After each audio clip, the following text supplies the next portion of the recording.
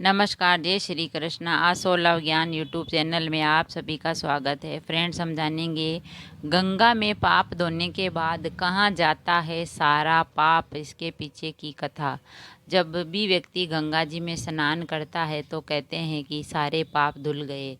तो व्यक्ति के वो जो सारे पाप है वो कहाँ जाते हैं, तो इसकी हम एक पौराणिक कथा सुनते हैं।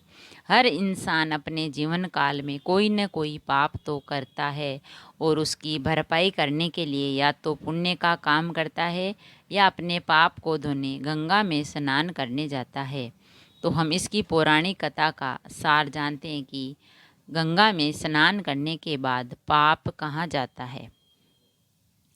एक ऋषि ने देवताओं को प्रसन्न करने के लिए तप किया। उसके बाद देवता प्रकट हुए तो ऋषि ने पूछा, उसके पाप जो गंगा में स्नान से धुल गए थे कहाँ जा रहे हैं। तो भगवान ने कहा, चलो इस बारे में गंगा जी से ही पूछ लेते हैं।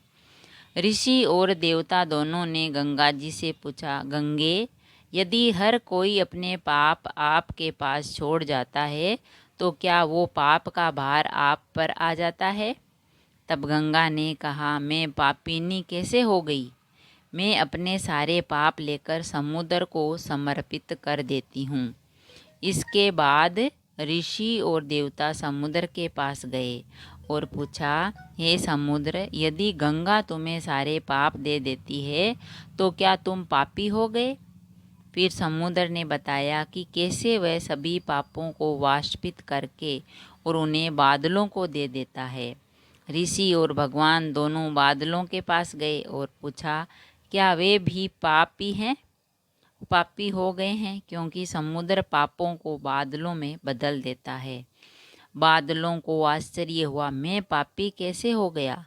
मैं सारे पापों को पानी में बदल देता हूँ और पृथ्वी पर छोड़ देता हूँ, जो फिर भोजन पैदा करने में मदद करता है, जिससे भोजन की खेती, प्राप्ति और उपभोग किया जाता है।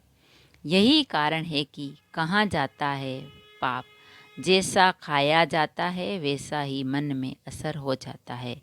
भोजन किस प्रकार प्राप्त किया जाता है और जिस मानसिक स्थिति में इसका सेवन किया जाता है वह व्यक्ति के विचारों को निर्धारित करता है।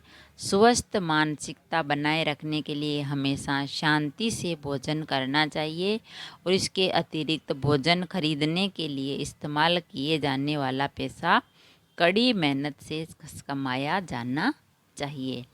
बस यही है पाप की कहानी। नदी में पूछा, नदी ने कहा समुद्र को दे देती हूँ। तो समुद्र ने पूछा, समुद्र ने कहा मैं बादलों वाष्पित होकर बादलों को दे देता हूँ।